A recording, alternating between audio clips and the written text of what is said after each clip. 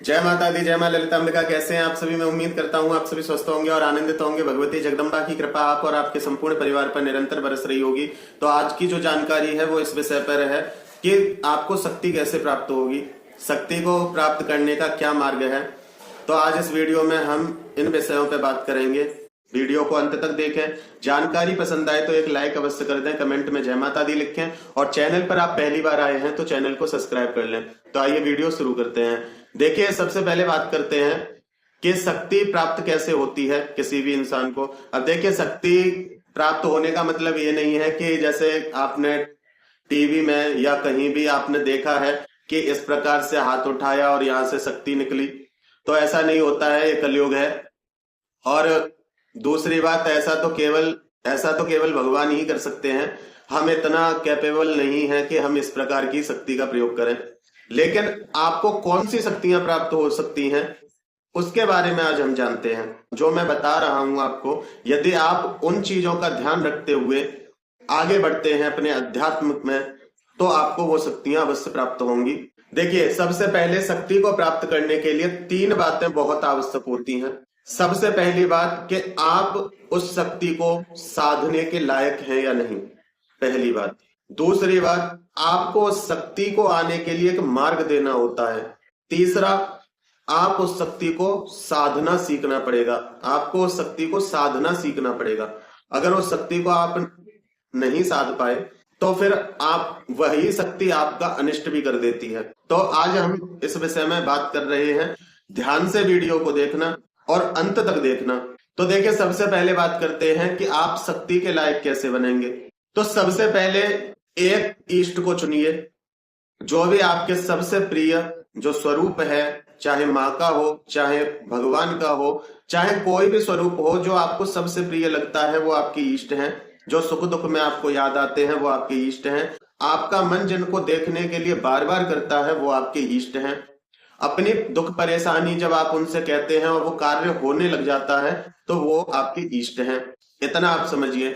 अब आप उस इष्ट के लायक बनिए पहले। यदि आप उस इष्ट के लायक बनते हैं तो उनकी एनर्जी आपको प्राप्त होने लग जाती है।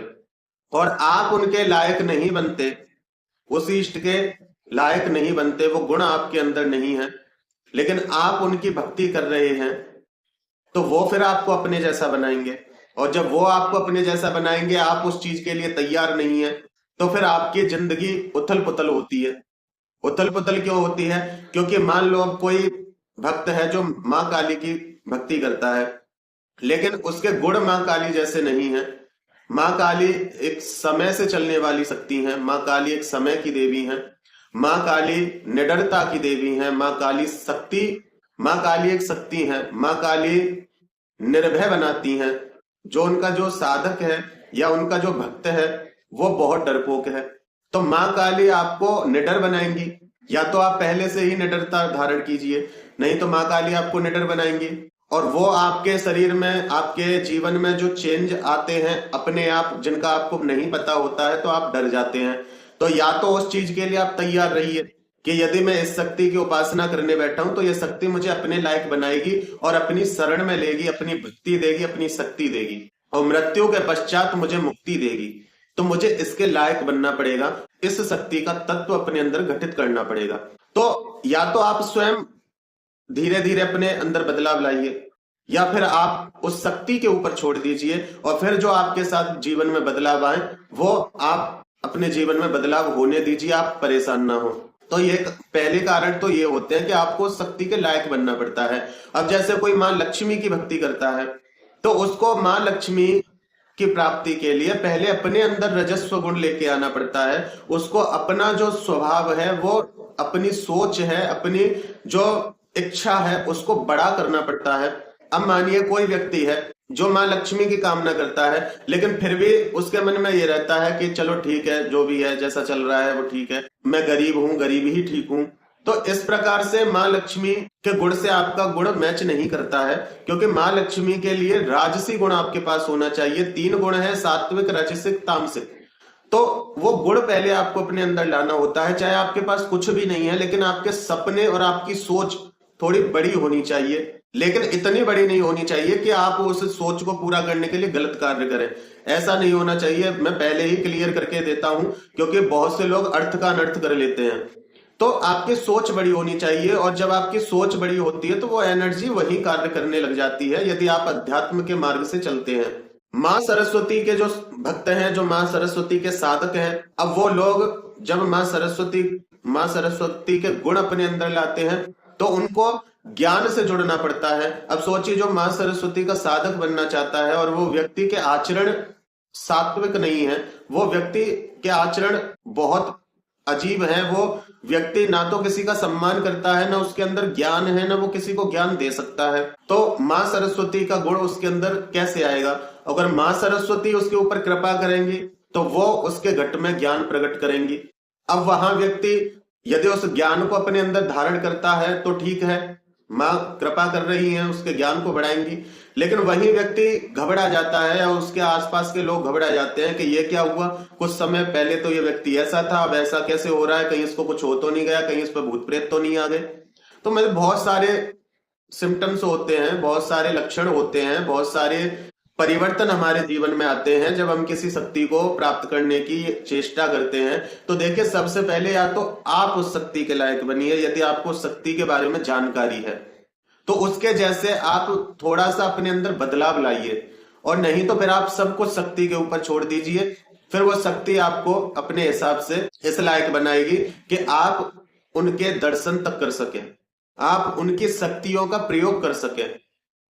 अब यहां होता क्या है कि व्यक्ति सुधरना भी नहीं चाहता और व्यक्ति को सब कुछ चाहिए, तो ऐसा नहीं हो सकता है। यदि आप अगर मेरे पास आओगे तो आपको उस प्रकार से आना पड़ेगा कि हम भैया से मिलने जा रहे हैं, तो हम उनसे जानकारी प्राप्त करेंगे, तो मैं आपको जानकारी देने में सक्षम रहूंगा। या आपके पास पहले से जानकारी है तो मैं उसको क्लियर करने की कोशिश करूंगा। लेकिन आप दूसरे फील्ड से हैं, आपका अध्यात्म से कोई लेना देना नहीं, और आप सोचो कि हम भैया से मिलेंगे, तो देखिए जो मैं आपको समझाऊंगा, अगर आप उसको नहीं समझे तो भी वहां आपकी हानि है। आप यदि पहले से ही समझना चाहते हैं कि हम उनके पास जा रहे हैं, हमें ये जानकारी चाहिए, तो वहां फिर ना तो आपको परेशानी आएगी, ना मुझे समझाने में आपको परेशानी आएगी। तो ये कारण होते हैं। तो पहला हमने ये जाना कि हमें शक्ति के लायक कैसे बनना है। अब बात करते हैं कि हमें शक्ति को एक मार्ग देने की आवश्यकता पड़ती है, क्योंकि जब तक हम मार्ग नहीं देंगे, आपका घर किसी जंगल में है और उस जंगल तक, आपके घर तक पहुंचने का कोई मार्ग नहीं है, कोई साधन नहीं है, तो बताइए मैं आपके घर कैसे आऊंगा? पहले आपको एक मार्ग देना पड़ेगा, आपको रास्ता तो बतानी पड़ेगी। आपके घर तक कोई सड़क, कोई रोड तो जाएगा, तभी तो उस पर कोई चल के आ सकता है। तो एक मार्ग देना होता है। अब मार्ग सुन लीजिए कैसे दिया जाता है। अब देखिए, जैसे कोई व्यक्ति है, माँ लक्ष्मी की पूजा और भक्ति करता है, माँ लक्ष्मी की पूजा भक्ति आराधना कर रहा है, उनका व्रत कर रहा है, उनका जाप कर रहा है, लेकिन उसके पास मार्ग नहीं है धन आने का। वो व्यक्ति कुछ नहीं करता, अपने घर में बैठा है, उसके पास कोई साधन नहीं है। तो वहां आप ये सोचो कि माँ लक्ष्मी गड्डियां बरसाएंगी आपके ऊपर, तो ऐसा नहीं हो सकता। माँ लक्ष्मी आप तक कैसे आएंगी? मान लो आपका कोई कार्य है, चाहे वो बहुत छोटा सा कार्य है, चाहे वहां से आपकी 100 रुपए अर्निंग रोज होती है, ज्यादा नहीं होती, लेकिन जब आप माँ लक्ष्मी की भक्ति साधना आराधना प्रारंभ करते हैं तो वही 100 कब 1000 बनते हैं आपको पता नहीं चलता। वही 1000 कब 10,000, कब लाख, कब 10 लाख, करोड़, इस प्रकार से आप बढ़ते जाते हैं, ऊंचाइयों को छूते जाते हैं। तो भगवान कृपा इस प्रकार से करते हैं, आप पहले उन लायक बनिए, फिर उनको एक मार्ग दीजिए। अब मां सरस्वती के जो भक्त हैं, जो साधक हैं, वो कब उनकी शक्ति को प्राप्त कर सकते हैं? जब वो शिक्षा के क्षेत्र में है, वो ज्ञान के क्षेत्र में है, और वो उनकी भक्ति भी साथ में कर रहे हैं, और वो ज्ञान के क्षेत्र में भी है।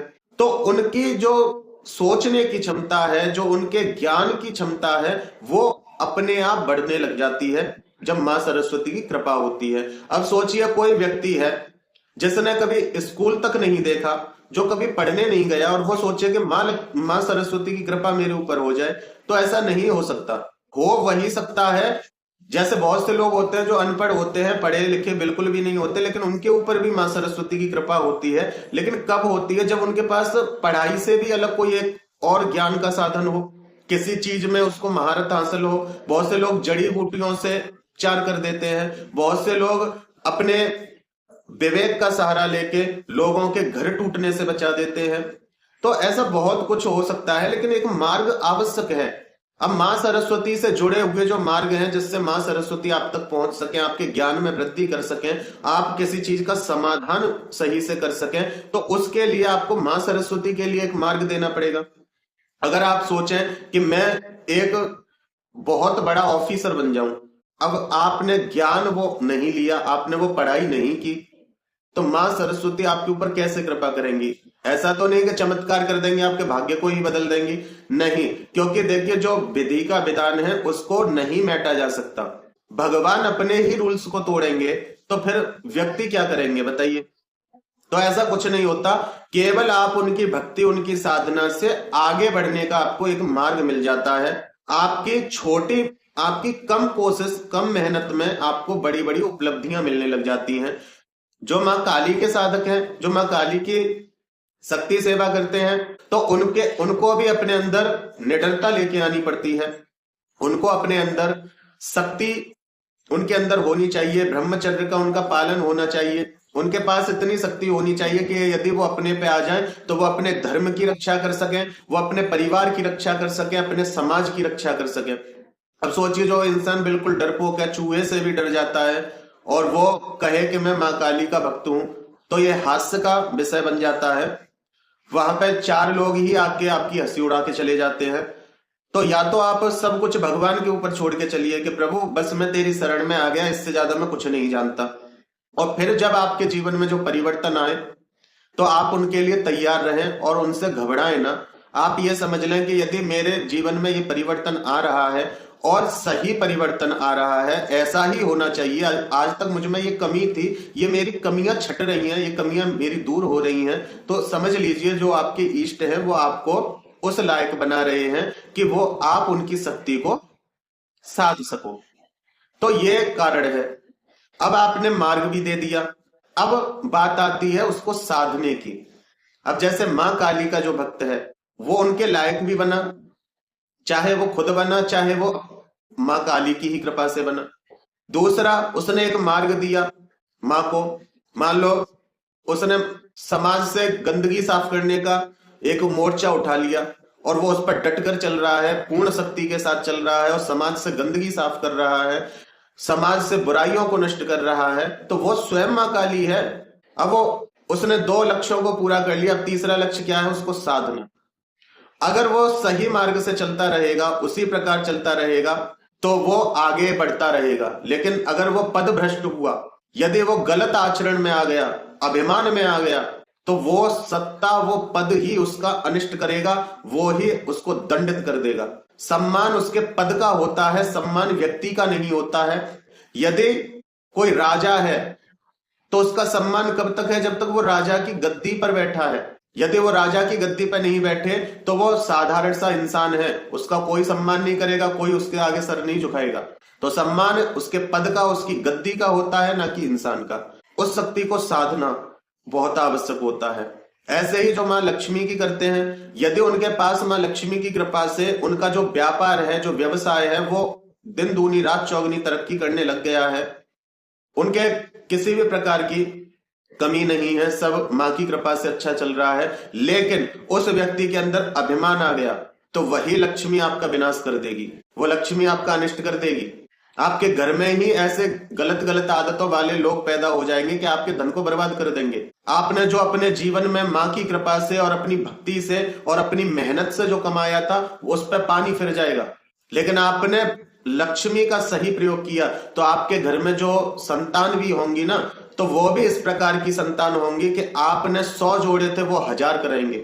वो आपकी उस लक्ष्मी को खुद साधने में कैपेबल हो जाते हैं। यदि आपने सही, कहते हैं ना कि पहले शक्ति उनके पास थी, अब शक्ति उनके बच्चों के पास है, तो वो ऐसे ही होता है। यदि आप लक्ष्मी को संभाल पा रहे हैं तो आपके बच्चे भी उनको संभाल पाएंगे, और यदि आप नहीं संभाल पा रहे हैं, आप कहीं गलत हो रहे हैं, तो वो लक्ष्मी आपका अनिष्ट करती है, आपका घर छोड़ के जाने के लिए तैयार बैठी होती है, और आपके घर में ही ऐसा कपूत होता है कि वो आपके सारे धन को, सारी मेहनत को बर्बाद कर देता है और लक्ष्मी अपना पल्ला झाड़ती हुई आपके घर से चली जाती है। इसी प्रकार मां सरस्वती की कृपा से आप विद्वान हो गए, ज्ञानी हो गए, आप सभी कार्यों में सक्षम हो गए, लेकिन आपके अंदर अभिमान आ गया, आप मां सरस्वती की उस शक्ति को नहीं साध पाए, तो वही ज्ञान आपका विनाश कर देता है, जैसे रावण का किया था। रावण विद्वान था, प्रकांड विद्वान था, रावण जैसा विद्वान हुआ ही नहीं आज तक, लेकिन अभिमान में आके अपने ज्ञान का दुरुपयोग करके उसने अपना सब कुछ नष्ट कर लिया। उसके घर में एक दीपक जलाने वाला कोई नहीं बचा, 1 लाख बेटा, 1.25 लाख नाती, सब कुछ नष्ट, सोने की लंका नष्ट। लेकिन यदि उसी ज्ञान का वो सदुपयोग करता तो आज उसका नाम बड़े सम्मान और निष्ठा के साथ लिया जाता और ना जाने कितने रहस्य लोगों के सामने उजागर होते। तो अब बात तो यहां तीनों शक्तियों की है मैंने, 3 ही है, राजसिक, सात्विक और तामसिक। वहीं यदि देखने जाओ भगवान शिव, नारायण और ब्रह्मा जी, तो वो भी सात्विक, राजसिक, तामसिक। यदि भगवान शिव तमस्व को नहीं साधे और तमस्व में आके वो तांडव करने लग जाए तो सृष्टि नष्ट है। तो इसलिए जब जो शक्ति है आपके पास, उसको साधना भी आवश्यक होता है। भगवान नारायण है, अपने राजसिक तत्व को, राजसिक गुण को नहीं साधे तो पूरी सृष्टि मां लक्ष्मी की वर्षा से ही ढक जाएगी। पूरी सृष्टि का लालन पालन का जो संतुलन है वो बिगड़ जाएगा। ब्रह्मा जी अपने सात्विक गुण को ना साधे, अपने ज्ञान का सही प्रयोग ना करें, तो सृष्टि में ऐसी उथल पुथल मच जाएगी। कब कौन पैदा हो रहा है, कब कौन मर रहा है, कब क्या हो रहा है, कैसे हो रहा है, ये ज्ञान ही खंड खंड हो जाएगा। सृष्टि अंत की कगार पे पहुंच जाएगी। तो इसलिए पहले उस लायक बनो, उस लायक बनने के बाद उस शक्ति को एक मार्ग दो और उस शक्ति को मार्ग देने के बाद उस शक्ति को साधो। भगवान शिव सृष्टि के संहार करता है, तो वो इस लायक हैं कि वो सृष्टि का संहार पल भर में कर दे। वो इस लायक हैं, तब उनको ये तत्व, ये शक्ति उनके अंदर है, उनके घट में है। भगवान नारायण सृष्टि का पालन करने में सक्षम है, तब उनके अंदर राजसिक तत्व है, राजसिक गुण है। भगवान ब्रह्मा इस सृष्टि का सृजन करने में सक्षम है और सृष्टि का जो संतुलन है उसको नियंत्रित करते हैं, विधि के विधान को नियंत्रित करते हैं, तब उनके अंदर सात्विक गुण है, वो सक्षम है, तब वो ये कर पाते हैं। अब होता कैसे है? सब तप से। जब तक आप खुद को नहीं तपाओगे, जब तक सोने को नहीं तपाया जाता है, तब तक उसकी चमक नहीं बढ़ सकती। सोने को तपा कर ही उसके आभूषण तैयार किए जा सकते हैं, स्वर्ण को तपाया जाता है। तो तप बहुत आवश्यक होता है। अपने शरीर को तपाइए, या तो आप उस लायक बनिए या फिर उस शक्ति के ऊपर छोड़ दीजिए कि मैं आपकी शरण में हूं, आप जो करना चाहें वो कीजिए, बस मुझे आपकी शरण में रहना है, अपने लायक मुझे बनाइए, कैसे भी बनाइए, मैं तो अधम हूं, पापी हूं। तो फिर वो शक्ति आपको उस लायक बनाएगी, और जब वो शक्ति आपको अपने लायक बनाए तो आपको शांति से उस लायक बनना है। इधर उधर गूगल पे, यूट्यूब पे ये सर्च मत करो, मुझे झमाई आ रही है तो ये क्यों हो रहा है, ये ऐसे हो रहा है, छोड़ दो उसके ऊपर। फिर आप इस पार भी नहीं जा पाते, उस पार भी नहीं जा पाते, बीच में फंसे रह जाते हैं और आपकी परेशानियां बढ़ती ही जाती हैं। आप समझ नहीं पाते, पूरा जीवन आपका भ्रमित अवस्था में ही गुजर जाता है। तप आधार सब सृष्टि भवानी, कर ही जाय तप अस ही अजानी। तप बल रचहि प्रपंच विधाता, तप बल विष्णु सकल जगत्राता। तप बल शंभु करहि संहारा, तप बल शेष धरहि मही भारा। तप आधार सब सृष्टि भवानी, करते जाए तप अस ही अजानी। यदि भगवान ब्रह्मा इस सृष्टि का पालन कर रहे हैं तो तप शक्ति के बल पर कर रहे हैं। यदि नारायण इस सृष्टि का पालन कर रहे हैं, पोषण कर रहे हैं, तप के बल पर कर रहे हैं। यदि भगवान शिव इस सृष्टि का संहार कर रहे हैं तो तप शक्ति के बल पर कर रहे हैं। यदि शेषनाग इस सृष्टि को, इस पृथ्वी को अपने फन पे धारण किए हैं तो तप शक्ति के बल पर ही धारण करते हैं। तप आधार, तप ही आधार है। सब सृष्टि भवानी, सारी सृष्टि का आधार तप है। चाहे कार्य आपका कोई हो, फील्ड आपका कोई हो, जब तक आप उसमें खुद को नहीं तपाओगे तब तक आप उस फील्ड का ज्ञान नहीं प्राप्त कर सकते हैं। तो इतना समझिए, पहले आप उस शक्ति के लायक बनिए, फिर उस शक्ति के लिए एक मार्ग दीजिए, फिर उस शक्ति को साधिए। आप कोई भी स्वरूप चुन सकते हैं, उस स्वरूप में उस शक्ति को ये तीनों गुण आपके अंदर होने चाहिए, तो वो शक्ति आपके पास स्वतः ही चल के आएगी। आपको कहीं भटकने की जरूरत नहीं पड़ेगी, कहीं से ज्ञान लेने की जरूरत नहीं पड़ेगी। आप शक्ति के फील्ड में जाना चाहते हैं तो शक्ति जैसा बनिए, जैसे मां शक्ति है। जब उनके सृष्टि पर संकट आता है, जब उनके देवताओं पर संकट आता है, जब उनके बच्चों पर संकट आता है, सबको पीछे करके रण में कूदती है अकेली। और जिस मस्तिष्क में ये सोच भी आई सृष्टि को आघात पहुंचाने की, उस मस्तक को ही काट देती है।